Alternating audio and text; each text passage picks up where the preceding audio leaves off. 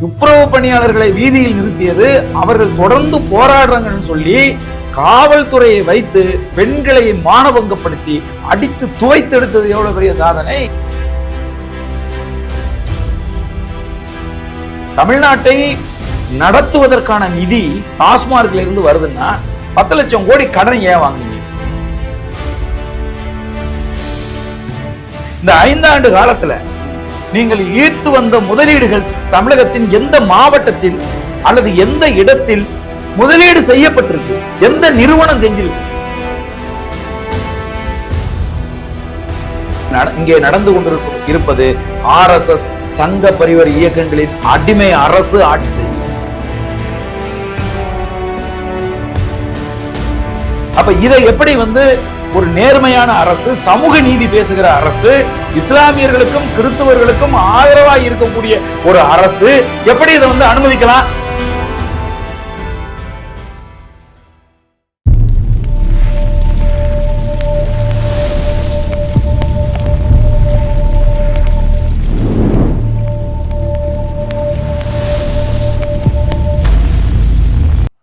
அனைவருக்கும் வணக்கம்.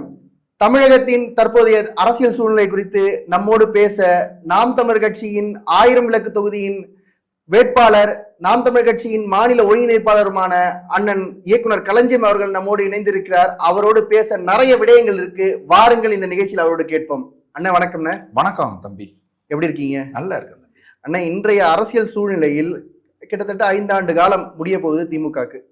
இந்த திமுகவுடைய 5 ஆண்டு கால ஆட்சியை அண்ணனுடைய பார்வையில எப்படி பாக்குறீங்க? இல்ல, அது இந்த ஆட்சியில மறக்க முடியாத, வாழ்நாள் முழுவதும் மறக்க முடியாத பல சம்பவங்களை கொண்டிருக்கிறது தான் இந்த திராவிட மாடல் ஆட்சி. அது எப்படின்னு பார்த்தீங்கன்னா, ஒன்று கள்ளச்சாராயம். கள்ளச்சாராயம் காட்சி, கல்வராயன் மலையில ஒரு நாளைக்கு 2000 லிட்டர் கள்ளச்சாராயம் காய்ச்சுகிறார்கள் திமுக காரர்கள் அப்படிங்கிற பெரும் குற்றச்சாட்டு. அப்படி காய்ச்சப்பட்ட கள்ளச்சாராயத்தை குடிச்சு நூற்றுக்கணக்கான விளிம்பு நிலை மக்கள் இறந்து போனதும் இந்த ஆட்சியில தான் நடந்திருக்கு. இன்னைக்கு வரைக்கும் அது தடுக்கப்படாமல் தொடர்ந்து நடந்துகிட்டு இருக்கு. அதன் பிறகு காவல்துறை மரணங்கள், லாக்அப் டெத். ஆமா, லாக்அப் டெத்து. குறிப்பா கட்டுப்பாடற்று காவல்துறை தமிழகத்தில் செய்திருக்கிற அட்டூழியங்கள், தான் தோன்றித்தனமா செய்யறாங்க. ஆமா, அட்டூழியங்கள் இருக்குல்ல, அது மறக்க முடியாதவையா இருக்கு. அதாவது நம்ம சென்னையில் குதிரை ஓட்டியா இருக்கிற ஒரு ஏழை பையன் விக்னேஷ் அப்படின்னு ஒரு பையனை அடிச்சு கொன்னதாக இருக்கட்டும். இப்ப சமீபத்துல அஜித் அப்படிங்கிற ஒரு பையனை மிருகத்தனமா காவலர்கள் சுத்தி நின்று அடிச்சு மரணம் நிகழ் வரைக்கும் அந்த பையனை அடிச்சு கொன்னதாக இருக்கட்டும். இப்படி பல்வேறு சம்பவங்கள் இந்த திராவிட மாடல் ஆட்சி காலத்துல மறக்க முடியாத சம்பவங்களா இருக்கு. நீங்க வேதனைகளை சொல்றீங்க, சாதனைகள்னு ஒண்ணு கூட இல்லையா? சாதனைகள்னு சொல்லிக்கிறதுக்கு எதுவும் இல்லை தம்பி. வேதனைகள் தான் முதல்ல பதிவு செய்ய வேண்டியதா இருக்கு. அதாவது இந்தியாவிலேயே ஒரு முதன்மை மாநிலமா தமிழகத்தை கொண்டு போய் வைத்திருக்கக்கூடிய பெருமை நம்முடைய திராவிட மாடல் ஆட்சிக்கு. எதுலன்னு? போதைப் பொருள் கடத்துறதுல. புரியுதுங்க உங்களுக்கு? நம்பர் ஒன் இதான் நம்பர் 1. சரி. அதுக்கப்புறம் தமிழக அரசு ஒண்ணு சொல்லுது, என்னன்னா அதிகம் வேலை வாய்ப்புகளை உருவாக்கிய மாநிலம் தமிழ்நாடு அப்படிங்குது. யாருக்கு அப்படின்னு நீங்க கேட்டீங்கன்னா, வெளி மாநிலங்களிலிருந்து வர்ற வடநாட்டுக்காரங்களுக்கு அதிகம் வேலை வாய்ப்புகளை உருவாக்கி கொடுத்திருக்கிற மாநிலமா தமிழ் மாநிலம் இருக்கு. இப்ப நம்ம தொடர்ந்து சொல்றோம், அது நிறைய குற்ற செயல்களுக்கு காரணமா இருக்கு. அவர்களை ஒழுங்குபடுத்துங்கள், உள்ள வர்றதுக்கு ஒரு இன்னர் லைன் பர்மிட் கொண்டு வாங்க. இப்படி வடநாட்டுக்காரர்கள் இங்க வர்றதுனால குற்றம் மற்றும் நிகழல, அவர்களுக்கு வாக்கு உரிமை கொடுத்து, ரேஷன் உரிமை அவர்களுக்கு கொடுத்து, அவர்களை இங்க ஒரு குடிமக்களாக, தமிழகத்தின் குடிமக்களா மாற்றுவதன் மூலமா பிஜேபி RSS தங்களுடைய கரங்களை கால்களை இங்க பதிக்க பாக்குது.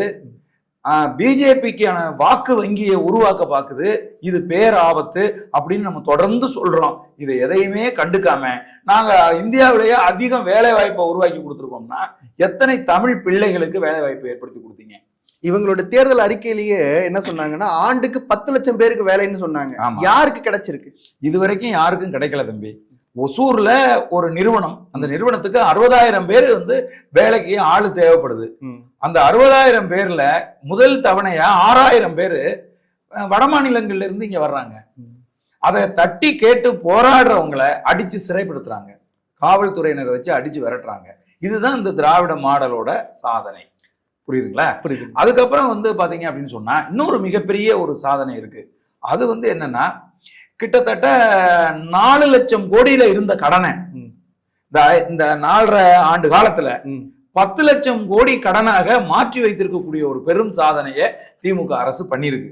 இது என்ன அர்த்தம் அப்படின்னு கேட்டீங்கன்னா, கிட்டத்தட்ட சொல்றாங்க தமிழகத்துல வந்து ஒரு 1,50,00,000 ரேஷன் கார்டு இருக்கு அப்படின்னு சொல்றாங்க. இது கூடலாம் குறையலாம், நான் ஒரு செய்தியில இருந்து படிச்சுதான் சொல்றேன். அப்படின்னா இந்த 10 லட்சம் கோடி கடன் ஒரு ரேஷன் கார்டுக்கு கிட்டத்தட்ட 10 லட்சம் கடன் வருது. புரியுதா உங்களுக்கு?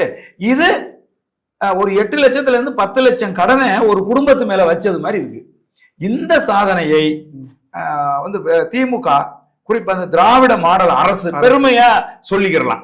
நான் அதிகமா கடன் வாங்கியிருக்கோம். நான் இல்ல, ஒவ்வொரு குடும்பத்துக்கும் ஒரு ரேஷன் கார்டுக்கும் நாங்க 8 இருந்து 10 லட்சம் ரூபாய் கடனாளியா உங்களை மாத்தி இருக்கிறோம். அதுக்குதான் நீங்க எங்களுக்கு ஓட்டு போட்டீங்க அப்படின்னு. ஒருவேளை மோடி சொன்ன பணம் வரும் அந்த பணம் இதுதானோ? ஆக ஒட்டுமொத்தமா தமிழகத்தில் இருக்கக்கூடிய எளிய மக்களுக்கு, வீட்டுல இருக்கிற பெண்களுக்கு நான் 1000 ரூபாய் கொடுக்குறேன், பள்ளிக்கூட காலேஜுக்கு போற பையனுக்கு 1000 ரூபாய் கொடுக்குறேன், பொண்ணுக்கு 1000 ரூபாய் கொடுக்குறேன், பெண்களுக்கு இலவசமா பஸ் கொடுக்குறேன்னு சொல்லிட்டு ஒரு ரேஷன் கார்டு மேல 8 லட்சத்துல இருந்து 10 லட்சம் ரூபாய் கடனை இந்த 4.5 ஆண்டு காலத்துல உருவாக்கி வச்சிருக்கோம். இதை மறுப்பதற்கு யாராவது திமுக காரங்க இருந்தா வந்து மறுக்க சொல்லுங்க பாப்போம். அப்ப மக்களை கடனாளி ஆக்குனது மட்டும் தான் இவங்களுடைய சாதனைகள்னு சொல்ல வரீங்க? அது மட்டும் இல்ல தம்பி, துப்புரவு பணியாளர்களை வீதியில் நிறுத்தியது, துப்புரவு பணியாளர்களை வீதியில் நிறுத்தியது, அவர்கள் தொடர்ந்து போராடுறாங்கன்னு சொல்லி காவல்துறையை வைத்து பெண்களை மானபங்கப்படுத்தி அடித்து துவைத்தெடுத்தது எவ்வளவு பெரிய சாதனை யோசிங்க. அது மட்டுமா, ஒரு நாட்டினுடைய மிக மதிப்புமிக்க ஒண்ணு என்னன்னு கேட்டீங்கன்னா கல்வி. அந்த கல்வியை போதிக்கிற ஆசிரியர்கள் இருக்காங்கல்ல, அவர்களை எல்லாம் தொடர்ச்சியா வந்து டெம்பரவரி வேலை செய்கிற, தற்காலிக வேலை செய்கிறவர்களா அவர்களை வச்சு பணி நிரந்தரப்படுத்தாம அவர்களை கொண்டாந்து வீதியில நிறுத்திய பெருமை எங்க ஐயா மதிப்புக்குரிய மு.க. ஸ்டாலின் அவர்களை தான் சாரும். அது மட்டும் இல்ல, கொரோனா காலகட்டத்தில் எல்லா மக்களும் உயிருக்கு பயந்து வீட்டுக்குள்ள இருந்த போது வெளியில வந்து பாதிக்கப்பட்ட மக்களுக்கு சேவை செய்த செவிலியர்கள் அன்னைக்கு வந்து பேசும்போது அவங்க எல்லாம் சொன்னாங்க, இவங்களெல்லாம் வந்து கடவுள் மாதிரி பாக்குறோம் அப்படின்னாங்க. அந்த செவிலியர்களை பணி நிரந்தரப்படுத்தாம அவர்களை கொண்டாந்து வீதியில நிறுத்தி வைத்திருக்கிறார். மருத்துவர்களா தமிழகத்தில் வேலை செய்கிறவர்கள் தங்களுக்கு சம்பளம் உயர்வு அரசாங்கத்தின் அந்த அந்த அந்த ரூல்ஸ் படி கொடுக்கணும் அப்படின்னு சொன்னா அவர்களுக்கு இது வரைக்கும் கொடுக்கல. இதெல்லாம் விட ரொம்ப கொடுமையானது என்னன்னா, நாங்க ஆட்சிக்கு வந்தோம்னா உங்களுக்கு பழைய ஓய்வூதிய திட்டத்தை நாங்க கொண்டுட்டு வருவோம் சொன்ன அப்படின்னு சொல்லி தமிழ்நாடு முழுதும் இருக்கிற ஓய்வு பெற்று இருக்கிறவங்களை எல்லாற்றையும் வாக்குகளை பெற்று ஆட்சிக்கு வந்து இந்த 4.5 ஆண்டு காலத்துல அதை கண்டுக்காம தூக்கி குப்பையில போட்டிருக்கிற அரசு இந்த திராவிட மாடல் அரசு. இதையெல்லாம் நான் வந்து அவர்களுடைய சாதனையா மறக்க முடியாத சம்பவங்களை. அதை விட இன்னும் ரொம்ப ஒரு முக்கியமான விஷயம் என்ன இருக்கு அப்படின்னா, எங்க தம்பி மதிப்புக்குரிய துணை முதல்வர் உதயநிதி ஸ்டாலினோட அந்த நீட்டு அழிப்பு, நீட்டு ஒழிப்பு, ஆமா, ரகசியம் வரல. அந்த ரகசியத்தை இன்னைக்கு வரைக்கும் சொல்லாம அவர் பாதுகாக்கிறது ஒரு பெரிய சாதனையா நான் கருதுறேன். அதாவது நீங்க சொல்றீங்கன்னா தொடர்ச்சியா இத்தனை சாதனைகளை வேதனைகளா இருக்கு அப்படின்றத நீங்க சொல்றீங்க. ஆனா உங்களுடன் ஸ்டாலின், உங்களை தேடி ஸ்டாலின், வீட்டை தேடி மருத்துவம் அப்படிங்கிற திட்டங்கள்லாம் வருது, அதை எப்படி பாக்குறீங்க? இது எல்லாமே வந்து திட்டங்கள் தான், அவைகள் எல்லாமே செய்திகள் தான். அது எதுவும் செயல்பாட்டுல இல்ல. என்ன செயல்பாட்டுல இருக்குன்னு ஏதாவது ஒண்ணு சொல்லுங்க பாப்போம். எல்லாமே அறிவிப்புகள் தான், அறிவிப்பு செய்யலாம், எல்லாமே செய்தி அரசியல் தான், எல்லாமே தாள்ல இருக்கு, செயல்பாட்டுல வரல. செயல்பாட்டுல எதுவுமே வரல. செயல்பாட்டுல இருந்த அம்மா உணவகத்தை மூடினோம், தாலிக்கு தங்கத்தை மூடினோம். தமிழ்நாடு இந்தியாவிலேயே அதிகம் விதவை உள்ள மாநிலம் தமிழ்நாடு தான். அது நம்ம பேசல, ஏற்கனவே கனிமொழி அக்கா சொல்லியிருக்காங்க. கருப்பு சட்டையை போட்டுக்கிட்டு குடும்பத்தோட வந்து டாஸ்மார்க்கு எதிராக வந்து முழக்கம் போட்டுக்கிட்டு இருந்தாங்க நம்முடைய முதலமைச்சரும் துணை முதல்வர், அவங்க வீட்டுல உள்ளவங்க எல்லாம் நின்னாங்க. ஆனா இவங்க வந்ததுக்கு அப்புறம் சந்து சாராய கடை, பொந்து சாராய கடைன்னு 500க்கும் மேற்பட்ட சாராய கடைகளை தான் அதிகமா திறந்திருக்காங்க. நீங்க ஒரு ஒழுங்கைக்குள்ள சந்தா இருந்துச்சுன்னு வைங்களேன், அங்க இருக்கிறவங்க கஷ்டப்பட்டு வந்து மெயின் ரோட்ல வந்து சாராயம் குடிக்கிறது ரொம்ப சிரமமா, அவங்களுக்கு ஒரு நல்லது செய்யணும்ல தம்பி. அதுக்குதான் சந்துக்குள்ளேயே ஒரு சாராய கடை. புரியுதுங்களா உங்களுக்கு? அதை விட இன்னும் ரொம்ப முக்கியம் என்னன்னா, நவீனமயமா ஏன் வந்து பெண்கள் குடிக்கக்கூடாது? பெண்களுக்கும் வந்து பார் வசதியோட சாராய கடையை திறந்தா என்னங்கிற புரட்சி திட்டங்களை எல்லாம் நிறைவேற்றினவரு நம்ம ஐயா மு.க. ஸ்டாலின் அவர்கள். அது மட்டும் இல்லாம இதை நம்ம பேசுன வருமானமே அதுல தானே இருக்குன்னு அப்படின்றாங்க. அதுதான் நம்ம சொல்றோம். நம்ம அண்ணன் செந்தமிழன் சீமான் நாம் தமிழர் கட்சி சொல்லுது, டேய் 9 லட்சம் கோடி வருஷத்துக்கு பால்ல இருக்குடா வருமானம். புரியுதுங்களா உங்களுக்கு? தற்சார்பு பொருளாதாரத்துல ஒரு மாநிலம் வளர்ச்சி அடையணுமே ஒழிய அந்த மாநிலத்தில் இருக்கக்கூடிய மக்களை எல்லாம் அழித்து ஒழித்து அவர்களை சாகடிச்சு நான் வந்து வளர்ச்சி அடைகிறேன் அப்படின்னு சொன்னா அது எப்படி? இப்ப நம்ம ஒரு கேள்வி கேட்கிறோம், ரைட்? தமிழ்நாட்டை நடத்துவதற்கான நிதி டாஸ்மார்க்ல இருந்து வருதுன்னா 10 லட்சம் கோடி கடன் ஏன் வாங்குனீங்க? சென்ற அரசு 4 லட்சம் கோடில தானே வச்சிருந்துச்சு. இந்த 6 லட்சம் கோடி கடனை ஏன் வாங்குனீங்க? அதான் டாஸ்மார்க்ல இருந்து உங்களுக்கு வருமானம் வருது இல்ல, அந்த வருமானத்தை வச்சு நீங்க அதை நடத்த வேண்டியதானே. மக்களுக்கான திட்டங்களை செஞ்சிருக்கோம். அததான் கேக்குறேன், என்ன திட்டம்? இப்ப நான் சொல்றேன், இந்த திட்டங்கள் எதுவுமே இல்ல. 1000 ரூபாய் கொடுத்தேங்கிறீங்க. அதுலயும் ஒரு பெரிய குற்றச்சாட்டை ஒன்றிய அரசு முன் வைக்குது. அது என்ன? பட்டியல் சமூகத்து மாணவர்களுக்கு, பட்டியல் சமூகத்தினருடைய முன்னேற்றத்துக்கு நாங்கள் ஒதுக்கி கொடுத்த தொகையை திமுக அரசு திருடி இதற்கு பயன்படுத்தி நாங்க வந்து 1000 ரூபாய் கொடுத்தேன், இலவசமா அதை கொடுத்தேன், இலவசமா இதை கொடுத்தேன்னு சொல்லி கொடுத்துருக்காங்க அப்படின்னு சொல்லி ஒரு மிகப்பெரிய குற்றச்சாட்டை ஒன்றிய அரசு இவங்க மேல வைக்குது. அதுக்கு பதில் சொல்ல சொல்லுங்க. பட்டியல் சமூக மக்கள் உண்மையாகவே தமிழ்நாட்டில் திமுக அரசுக்கு எதிராக போராடணும். அவர்களுடைய முன்னேற்றத்திற்காக ஒதுக்கி கொடுத்த தொகைகளை எல்லாம் இவர்கள் வந்து மடைமாற்றி வேற இவங்களுடைய இலவச திட்டங்களுக்கு பயன்படுத்திட்டாங்கிற பெரும் குற்றச்சாட்டை இன்னைக்கு வந்து வைக்கிறாங்க. இதையெல்லாம் அண்ணன் விடுதலை சிறுத்தைகள் இருக்கின்ற அண்ணன் திருமாவளவன், அண்ணன் வன்னியரசு போன்றவர்கள் கேட்கலையா? எப்படி கேட்பாங்க தம்பி? அடிமைகளுக்கு அந்த உரிமை எப்பவுமே இல்ல தம்பி. புரியுதுங்களா? அவர்கள் மாதிரி அத்திமீற அதெல்லாம் வந்து வராது, இதெல்லாம் இதுல அடங்காது தம்பி. ஆமா, நாங்கள் இந்த திமுக அரசுக்கு எதிராக முட்டு கொடுப்போம். திமுக செய்கிற அட்டூழியங்கள் எதையும் நாங்க கேட்க மாட்டோம். அப்படி கேட்கிறதா இருந்திருந்தா மலம் கலந்த தண்ணியை குடித்து கொண்டிருந்தவர்கள் தான் மலத்தை கலந்தார்கள் என்று சொன்ன போது நாங்கள் அதற்காக எதிர்த்து நின்று போராடி இருப்போம். புரியுதா உங்களுக்கு? வாய் மூடி மௌனித்தி நாங்க இருக்கிறோம் அப்படின்னு சொன்னா கூட்டணி தர்மம், இதெல்லாம் கூட்டணி தர்மத்துக்குள்ள இதெல்லாம் வருது. நீங்க பட்டியல் சமூக மக்களுக்கு தமிழகத்தில் என்ன அட்டூழியம் நடந்தாலும் கூட்டணி தர்மம் கருதி நாங்கள் வாய் திறக்க மாட்டோம். புரியுதா உங்களுக்கு? அதுக்குதான் நான் ஒரே வார்த்தையை சொன்னேன், அடிமைகளுக்கு எதிர்த்து பேசுகிற உரிமைகள் கிடையாது. சரிண்ணா, நீங்க இத்தனை வேதனைகளை சொன்னீங்க. ஆனால் தமிழ்நாட்டுடைய வளர்ச்சிக்காக, மாநிலத்துடைய வளர்ச்சிக்காக, முதலீட்டுகளை ஈட்டுவதற்காக தமிழகத்துடைய முதல்வர் ஐயா ஸ்டாலின் அவர்கள் வந்து வெளிநாட்டு பயணம் போயிருக்காரு. குறிப்பா ஜெர்மனிக்கு போயிருக்காரு. அங்க ஜெர்மனிக்கு போயிட்டு அங்க இருக்கிற ஒரு மாநாட்டில் இன்னைக்கு பேசியிருக்காரு. பேசும்போது நீங்கள் சிறு தொழில் செய்தாலும் உங்களுடைய முதலீடுகளை தமிழ்நாட்டில் கொண்டு வாங்க, தமிழ்நாட்டில் வந்து முதலீடு செய்யுங்கன்னு சொல்லி அங்க இருக்கிற தமிழர்களை பார்த்து கேட்கிறாரு. இதை எப்படி பாக்குறீங்க? இந்த பயணத்தை எப்படி என்னன்னு பாக்குறீங்க? இல்ல, இந்த பயணத்துக்கு முன்னாடி எனக்கு சில கேள்விகள் இருக்கு. 2023ல அரபு எமிரேட்ஸ்க்கு நம்முடைய முதலமைச்சர் போனார். அங்கிருந்து முதலீட்டாளர்களை ஈர்த்துட்டு வந்தார். 2023 அடுத்து 23, 24 இந்த காலகட்டங்கள்ல இதுக்கு சிங்கப்பூர் போனாரு, ஜப்பானுக்கு போனாரு, அமெரிக்காவுக்கு போனாரு, ஸ்பெயினுக்கு போனாரு. அங்க எல்லாம் முதலீட்டாளர்களை ஈர்த்துக்கிட்டு வந்துட்டேன், கொண்டு 10,000க்கும் மேற்பட்ட கோடிகள்ல நான் கொண்டாந்து முதலீடுகளை தமிழ்நாட்டுல பண்ணிட்டேன் அப்படின்னு சொன்னாங்கல்ல. இந்த முதலீடு எல்லாம் எங்க செய்யப்பட்டிருக்கு? நாங்கள் வந்து 10 லட்சம் பேருக்கு வேலை கொடுக்க போறோம்னு சொன்னீங்கல்ல, எந்த 10 லட்சம் பேருக்கு நீங்க வேலை கொடுத்தீங்க? இந்த 5 ஆண்டு காலத்துல நீங்கள் ஈர்த்து வந்த முதலீடுகள் தமிழகத்தின் எந்த மாவட்டத்தில் அல்லது எந்த இடத்தில் முதலீடு செய்யப்பட்டிருக்கு? எந்த நிறுவனம் செஞ்சிருக்கு? ஒருவேளை கோபாலபுரத்துல செஞ்சிருக்கலாம், இருக்கலாம், அதுல எந்த மாற்று கருத்தும் கிடையாது. அப்ப நீங்க வெளிநாட்டுக்கு போறதுக்கு வேற ஏதோ நோக்கம் இருக்கு. புரியுதா உங்களுக்கு? அந்த நோக்கத்தை மறைச்சு நான் முதலீட்டாளர்களை ஈர்க்க போறேன்னா நீங்க அரபு எமிரேட்ஸ்ல இருந்து ஈர்த்திட்டு வந்த முதலீட்டாளர்கள் எங்க போட்டிருக்காங்க? ஸ்பெயின்ல இருந்து ஈர்த்து வந்தவங்க யாரு? சிங்கப்பூர்ல இருந்து வந்தவங்க யாரு? அமெரிக்காவில இருந்து வந்தவங்க யாரு? இப்ப நீங்க அதெல்லாம் விட்டு இப்ப நான் இங்கிலாந்துக்கு போறேன், நான் ஜெர்மனுக்கு போறேன்னா இந்த மக்கள் ஏமாளிகளாக இருக்கிற வரைக்கும், இந்த கேள்வியை மக்கள் கேட்காத வரைக்கும் எந்த எதிர்கட்சியாவது இந்த கேள்வியை கேட்டுச்சா? இந்த கேள்வியை கேட்டிருக்க வேண்டியது யாரு? எடப்பாடி பழனிசாமி அவர்கள் கேட்டிருக்கணும். கேட்டாருன்னா நீங்க பயணத்துக்கு போகும்போது என்ன பண்ணீங்களோ, நீங்க கோட்டு சுட்டு போட்டு பருப்படை சாப்பிட்டீங்க, அதே பருப்படை சாப்பிட்டு தான் நாங்க போயிருக்கோம். அதே கேள்வியை திருப்பி கேட்டுருவாங்க. அதனால அவர் வாயை மூடிட்டு உட்கார்ந்துருக்காரு.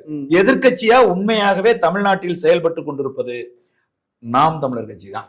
நாம் தமிழர் கட்சி தான் தொடர்ச்சியா திமுக அரசாங்கம் செய்கிற எல்லா பிழைகளையும் கேள்விகளாக மக்கள் மத்தியில எழுப்பிக்கிட்டு இருக்கு. புரியுதா உங்களுக்கு? அதனால எப்படி அரபு எமிரேட்ஸ் பயணத்துக்கு விடை தெரியலையோ, எப்படி அமெரிக்க பயணத்துக்கு விடை தெரியலையோ, அதே மாதிரி ஜெர்மன் பயணத்துக்கும் விடை தெரியாது. இது ஒரு சுற்றுலா மாதிரி. ஆனா அதுதானே, இவங்க சுற்றுலா போறதா இருந்துச்சுன்னா இவங்களுடைய சொந்த பணத்துல போகலாம். மக்களுடைய வரி பணத்தை எடுத்து இந்த மாதிரி சுற்றுலா போயிட்டு நாங்க முதலீட்டுகளை ஈட்டுறோன்ற பேர்ல அங்கங்க கோட் ஷூட் போட்டுக்கிட்டு போட்டோ ஷூட் பண்ணிக்கிட்டு பெரிய பெரிய நட்சத்திர விடுதிகளை தங்கிக்கிட்டு அவங்களுடைய உல்லாச பயணத்துக்கு இந்த மக்களுடைய பணம் பயன்படுறதா அப்படின்ற கேள்வி வருது இல்ல. ஒரு உதாரணத்துக்கு உங்களுக்கு சொல்றேன். ஒரு முறை இந்தியாவினுடைய பிரசிடென்டா இருந்த ஆர் வெங்கட்ராமன் திருப்பதிக்கு சொந்தமா சாமி கும்பிடுறதுக்கு வந்தார். அதுக்கு பல லட்சம் ரூபாய் அரசு பணம் செலவிடப்பட்டுச்சு.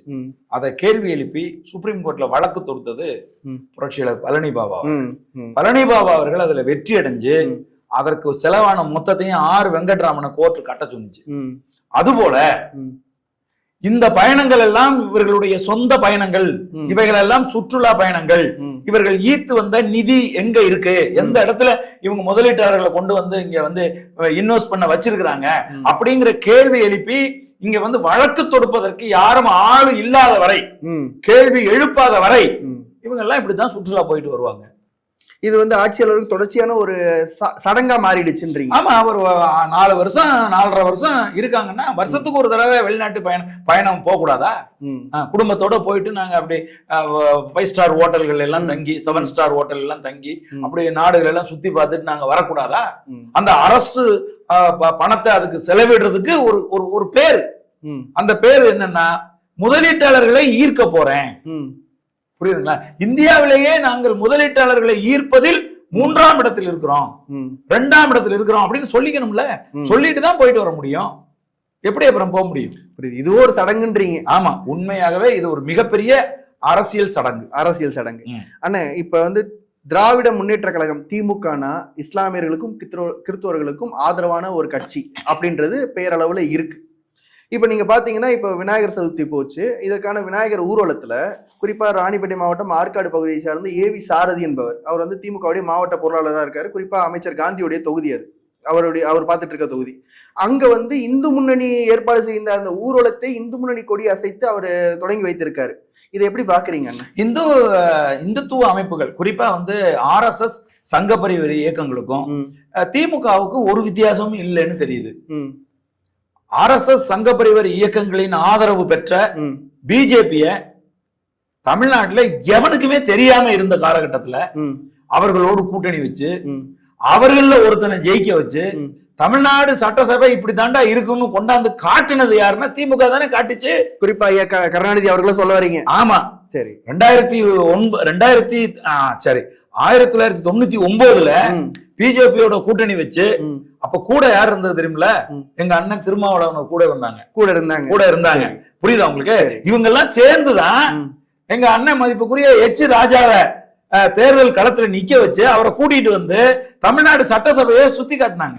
இதுதான் சட்டசபை அப்படின்னு சொல்லி. சொந்த கட்சிக்குள்ள தேர்தல் வச்சாலே ஜெயிக்காத ஆள் அவரு. ஆமா, இன்னைக்கு வரைக்கும் சாரணர் தேர்தல்ல கூட தோத்து போன ஒரு ஆளை கொண்டாந்து எம்எல்ஏ கொண்டாந்து சட்டசபையை சுத்தி காட்ட வச்சது நம்ம ஐயா மதிப்புக்குரிய கலைஞர் கருணாநிதி அவர்கள். புரியுதா உங்களுக்கு? அதுக்கப்புறமா ஐயா கலைஞர் கருணாநிதி அவர்கள் சொன்னாங்க, RSS என்ன மக்கள் விரோத ஒரு இயக்கமா? யார் சொன்னது? தீகா மாதிரி அது ஒரு மக்கள் சேவை செய்கிற ஒரு இயக்கம்.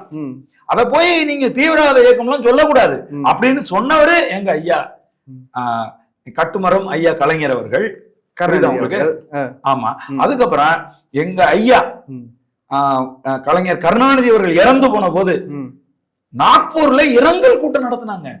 அந்த அளவுக்கு ஒரு பற்று. ஆமா, இரங்கல் கூட்டம் நடத்தி அங்கிருந்து தீர்மானங்களை போட்டு கொண்டு வந்து இன்றைக்கு முதலமைச்சராக இருக்கிற ஐயா மு.க. ஸ்டாலின் கொண்டு வந்து அந்த இதெல்லாம் கொடுத்தாங்க. நாங்க ரொம்ப நன்றி உள்ளவங்களா உங்களுக்கு இருக்கிறோம். உங்க அப்பா எங்களுக்கு நாங்கள் நிறைய சிரமப்பட்ட காலங்கள் எல்லாம் ரொம்ப உதவியா இருந்தாரு. அவருக்கு நாங்க ஒரு இரங்கல் கூட்டம் நடத்தி இந்த தீர்மானங்கள் எல்லாம் நிறைவேற்றி இருக்கிறோம்னு கொண்டாந்து நேரடியா கொடுத்துட்டு போனாங்க. அப்படியாப்பட்ட கட்சியில பயணிக்கிற ஒருத்தர் அந்த கொடி அசைச்சு வச்சதுல என்ன தம்பி தப்பு? அண்ணா, இவங்க கொடி அசைச்சதோட நிக்கலன்னு இப்ப தென்காசியில நீங்க பாத்தீங்கன்னா சமூக வலைதளத்துல இப்ப வைரல் ஆயிட்டு இருக்கு. இந்த ஊர்வலத்துல விநாயகர் சதுர்த்தி ஊர்வலத்துல இந்து முன்னணியை சார்ந்த ஒரு பொறுப்பாளர் வந்து கத்தியோட ஊர்வலம் போறாரு. கத்தியை வச்சு சுத்திக்கிட்டு பொதுமக்கள் அச்சுறுத்துற மாதிரி இருக்கு. ஆமா, அதை தாண்டி இது ஒரு பக்கம் அரசு எந்த வித நடவடிக்கை எடுக்கல. ஐயா மோடி அவர்கள் வந்து ராமேஸ்வரத்துக்கு வரும்போது, குறிப்பா பாம்பனுக்கு வரும்போது அங்க ஒரு பள்ளிவாசலுக்கு வந்து திரையிட்டு மறைச்சிருந்தாங்க. அங்க வந்து அல்லாஹ் அக்பர்னு இருக்கிறது, அந்த வார்த்தையை வந்து திரையிட்டு மறைச்சிருந்தாங்க. அங்க வந்து வார்த்தைகள் மறைக்கப்பட்டது. ஆனால் குறிப்பா சென்னையில, தலைநகர் சென்னையில ஒரு பகுதியில ஊர்வலம் போகும்போது பள்ளிவாசலுக்கே திரையிட்டு மறைச்சிருக்காங்க. அதை நீங்க பாத்துருக்கீங்க. இதையெல்லாம் எப்படி, இதெல்லாம் திராவிட மாடல் ஆட்சி வருமா? இங்க வந்து நடந்து கொண்டிருப்பது திராவிட மாடல் ஆட்சி அல்ல. இது ஒரு சங்கிகளின் அடிமை ஆட்சி இங்க நடந்துட்டு இருக்கு. இதை நீங்க நல்லா புரிஞ்சுக்கணும். இதை நீங்க ஏற்க மறுத்தீங்க அப்படின்னா இதை புரிஞ்சுக்க முடியாது. இங்கே நடந்து கொண்டிருப்பது RSS சங்க பரிவார இயக்கங்களின் அடிமை அரசு ஆட்சி செஞ்சுட்டு. அதுல இப்படிதான் நடக்கும். நபிகள் நாயகம் ஐயா அவர்கள் சொல்றாங்க, நண்பர்களை நோக்கி கூர்மையான கத்தியை நீட்டுவது பாவம்னு சொல்றாரு. புரியுதா உங்களுக்கு? ஆனா இவர்கள் யாருக்கு எதிராக கத்தியை சுழட்டுகிறார்கள்? யார் அவங்களுக்கு ஆதரவா இருக்கோமோ அவங்களுக்கு எதிராக, அவர்களுக்கு எதிராக நீங்க வந்து கத்தியை வந்து நீங்க வந்து சுழற்றுறீங்க. அப்ப இதை எப்படி வந்து ஒரு நேர்மையான அரசு, சமூக நீதி பேசுகிற அரசு, இஸ்லாமியர்களுக்கும் கிறிஸ்தவர்களுக்கும் ஆதரவா இருக்கக்கூடிய ஒரு அரசு எப்படி இதை வந்து அனுமதிக்கலாம்? ஏன் அனுமதிக்குது அப்படின்னு கேட்டா, அது சங்க பரிவார இயக்கங்களோட அடிமை அரசு. இதுக்காக இந்த அரசு வெட்கப்படும். இப்படி எங்களுடைய ஆட்சியில் இப்படியான ஒரு சம்பவத்தை நடத்தியவர்களை இதுவரைக்கும் நாங்க கைது செய்யாம இருக்கிறோம், எந்த நடவடிக்கையும் எடுக்காம இருக்கிறோம். இது எவ்வளவு பெரிய வயலன்ஸ், ஒரு பப்ளிக் நியூசன்ஸ். அதான, ஒருவேளை முதல்வர் ஊர்ல இல்ல, அதனால கைது செய்யல. அது வந்து முதல்வருடைய இங்க சட்டத்தின் ஆட்சி நடக்குதா இல்ல முதல்வரின் ஆட்சி நடக்குதா? முதல்வரும் சட்டத்துக்கு உட்பட்டவர் தானே. அப்ப சட்டத்தின் ஆட்சியை செய்து கொண்டிருக்கிற, சட்டத்தின் ஆட்சியை நடைமுறைப்படுத்தி கொண்டிருக்கிற காவல்துறை என்ன செஞ்சிட்டு இருக்குன்னு நான் கேட்கிறேன். காவல்துறை தலைவர் என்ன பண்ணிட்டு இருக்காரு? காவல்துறை தலைவர் வந்து எப்பவுமே பொறுப்பேற்று நம்ம பார்த்திருப்போம். பொறுப்பு தலைவர் இப்ப பொறுப்பேற்று புதுசா நடந்துட்டு இருக்கு. ஆமா, அப்ப அவர் வந்து உடனடியா இது சட்டத்துக்கு விரோதமானது, இதை இந்திய அரசமைப்பு சட்டம் அனுமதிக்காது, இது பப்ளிக்க வந்து பயமுறுத்துறது மாதிரி இருக்கு, இதை உடனடியா இதை தடுத்து நிறுத்தி அந்த கூட்டத்திலிருந்து அவர்களை அப்புறப்படுத்தி இருக்கணுமா இல்லையா? பண்ணிருக்கணும். ஏன் பண்ணலன்னா இது ஒரு அடிமை அரசு. மறுக்க சொல்லுங்க பாப்போம். சொல்றாரு முதலமைச்சர், இப்ப நாங்கள் ஒன்றிய அரசோடு இணைந்து செல்ல தயாரா இருக்கிறோம் அப்படிங்கிறார். இணைந்துனா அவங்களோட சேர்ந்து அவங்க செயல் திட்டங்களை எல்லாம் ஒத்துக்கிட்டு, அதாவது வெளிநாட்டு முதலீட்டை நாங்க ஏற்றுமதிய இம்ப்ரூவ் பண்றது, நாங்க வந்து வேலை வாய்ப்புகளை உருவாக்குறது, இதுல எல்லாம் வந்து நாங்கள் ஒன்றிய அரசோடு இணைந்து பயணிக்க தயாரா இருக்கோம். தயவு செய்து நீங்க எங்க மேல எதுவும் இடி ரைடு வந்துடாதீங்க. இல்ல, ஒருவேளை அது வந்து முதலீட்டாளர்களை இங்க ஈர்க்கிறதுக்காக உங்களுக்கு சென்ட்ரல் கவர்மெண்ட்ல இருந்து ஈஸியா NOC கிடைச்சிரும் அப்படின்றதுக்கான வார்த்தையா இருக்கலாம்ல. அததான் நான் சொல்றேன். அதுக்கு மட்டும் இல்ல, நாங்க வந்து நிறைய பிழைகளை செய்து நாங்கள் மிக மோசமான குற்றச்சாட்டுகளுக்கு உட்பட்டு இருக்கிறோம். எங்க மேல தயவு செய்து எந்த நடவடிக்கையும் எடுத்துடாதீங்க ஐயா, நாங்க உங்களோடு இணைந்து பயணிக்க தயாரா இருக்கோம் ஐயா அப்படின்னு சரண்டர் ஆகிறது தான் இது. மண்டிட்டு விட்டான் அப்படின்னு சொல்றாங்க, விட்டான் ஐயா அப்படிங்கிறாங்க. அது மாதிரி மண்டிட்டு கிடப்பது. புரியுதா உங்களுக்கு? இன்னைக்கெல்லாம் வந்து மோடி அரசாங்கத்துக்கு தங்களுடைய கிளை தமிழ்நாட்டை ஆட்சி செய்து அப்படிங்கிற ஒரு உணர்வை இன்னைக்கு வந்து ஏற்படுத்தி இருக்காங்க. இல்லந்தோறும் கல்விங்கிறது புதிய கல்விக் கொள்கையில பிஜேபியினுடைய செயல் திட்டம். புரியுதா உங்களுக்கு? பிஜேபியை நோக்கி இவர்கள் எழுப்பிய எந்த ஒரு கேள்வியையும் இவர்கள் ஆட்சி அதிகாரத்துக்கு வந்ததுக்கு பிறகு கேட்கவில்லை. ஆனா இல்லம் தேடி கல்வின்னு நம்ம சொன்னோம் இல்லையா?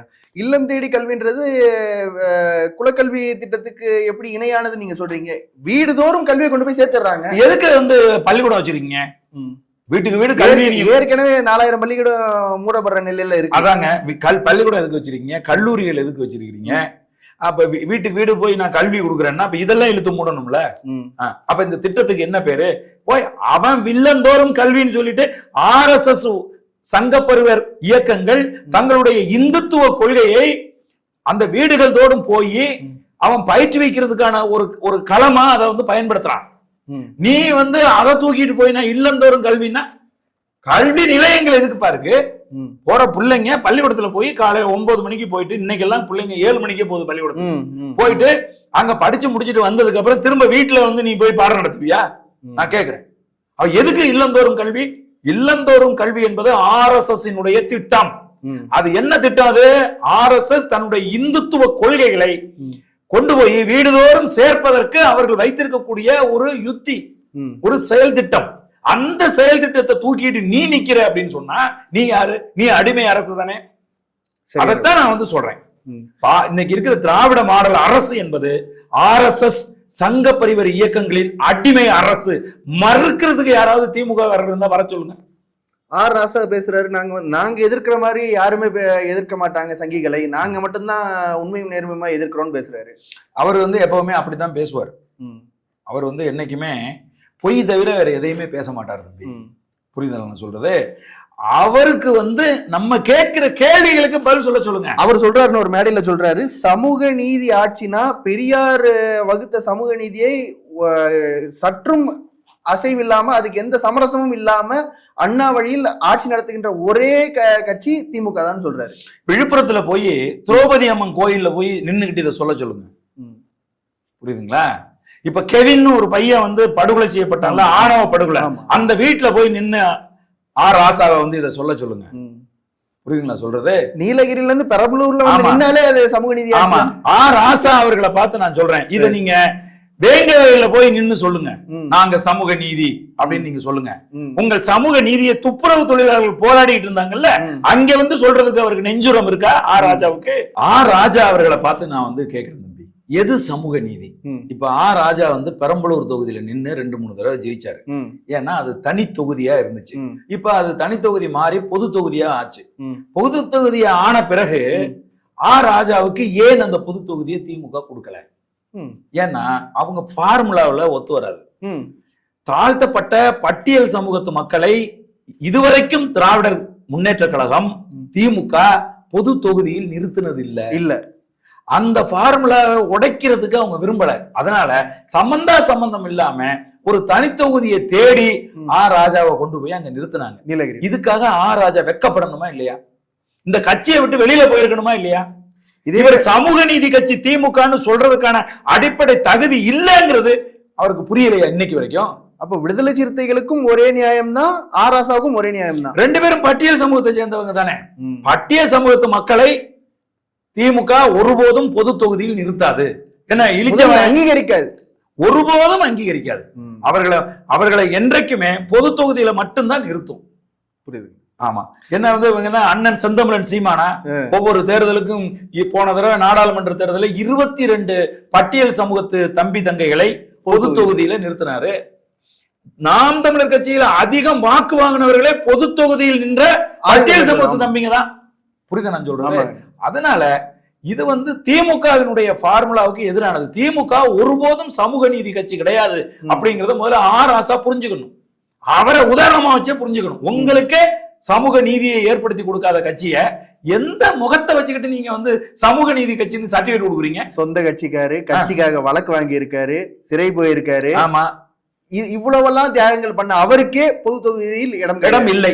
அதுதான் திமுக, அதுதான் திமுக. இதெல்லாம் திராவிட மாடல்ல வரும். ஆமா, இதெல்லாம் வரும், உறுதியா வரும். சரிங்கண்ணா. ஆனா அடுத்து இப்ப திமுக ஒரு பக்கம் இருக்கு, திமுகவுக்கு நாங்க தான் போட்டி, திமுகவுக்கும் எங்களுக்கு மட்டும்தான் போட்டி, நடுவுல யாருமே கிடையாது, அதிமுகவும் கிடையாது, நாம் தமிழரும் கிடையாது அப்படின்னு சொல்லிட்டு ஒரு கட்சி இருக்கு, தமிழக வெற்றி கழகம். அதனுடைய தலைவர் விஜய், அவருடைய அரசியலை எப்படி நீங்க பாக்குறீங்க? அதை நம்ம முப்பாட்டன் வந்து சொல்லியிருக்கிறான் வள்ளுவர், சொல்லுதல் யாருக்கும் எளிதாம், அறியவாம் சொல்லிய வண்ணம் செயல். புரியுதா உங்களுக்கு? நம்ம ஆளு வந்து இந்த சொல்லுக்கு முக்கியத்துவம் கொடுக்கல. சொல்றது யாரு வேணாலும் என்ன வேணாலும் சொல்லுவான்டா, செயல் வந்து ரொம்ப முக்கியம்டா அப்படின்னு சொல்றாரு. இப்ப இது வரைக்கும் செயலில் மதிப்புக்குரிய தம்பி விஜய் என்ன செஞ்சிருக்காரு? கொள்கை கூட இது வரைக்கும் அறிவிக்கல. என்ன நான் மக்களுக்கு செய்வேன்னு இது வரைக்கும் வாயை திறந்து சொல்லல. புரியுதா உங்களுக்கு? சும்மா வந்து படத்துல வசனம் பேசுறது மாதிரி டிவிகே வெர்சஸ் டிஎம்கே அப்படின்னு பேசுறது இருக்கு பாருங்க, அது வெறும் சொல். அதற்கு வந்து உயிர் கிடையாது. அந்த சொல் செயலுக்கு வரணும். எந்தெந்த செயல்ல நீங்க திமுக இதுவரைக்கும் எதிர்த்திருக்கீங்க? நாம் தமிழர் கட்சி கடந்த 16 ஆண்டு காலமாக திராவிடர் முன்னேற்ற கழகத்தை நேருக்கு நேராக நாம எதிர்த்துட்டு இருக்கோம். புரியுதுங்களா? கருத்தியல் யுத்தம் நடத்திட்டு இருக்கீங்க. அது போல நீங்க கட்சி ஆரம்பிச்சு 1.5 வருஷத்துக்கு மேல ஆகுது. இதுவரைக்கும் நீங்க திராவிட முன்னேற்ற கழகத்தை எதிர்த்து என்ன போராட்டம் நடத்திருக்கீங்க? என்ன விமர்சனங்களை முன் வச்சிருக்கீங்க? அவங்களுடைய செயல்பாடு, மக்கள் விரோத செயல்பாடு ஏதாவது ஒண்ணுக்கு களமிறங்கி வந்திருக்கீங்களா? சாதாரணமா வந்து சென்னையில வந்து துப்புரவு தொழிலாளர்கள் அடிச்சு குப்பையை போடுறது மாதிரி ரோட்ல போட்டிருந்துச்சு இந்த மாநில அரசு. எல்லா அரசியல் கட்சியை சேர்ந்தவர்களும் வந்து ஆறுதல் சொன்னாங்க. அண்ணன் செந்தமிழன் சீமான் அவர்கள் தொடர்ந்து 2-3 தடவை போனாரு. ஒரு பெரிய கண்டன ஆர்ப்பாட்டத்தை நடத்தி அவர்கள் பக்கம் அவர் வந்து நின்னாரு. நான் திமுகவுக்கு எதிராக வந்து அரசியல் செய்யறேன் அப்படின்னு சொன்ன ஒரு ஆளு இந்த துப்புரவு தொழிலாளர்களுடைய போராட்ட களத்துக்கு வந்திருக்கணுமா இல்லையா?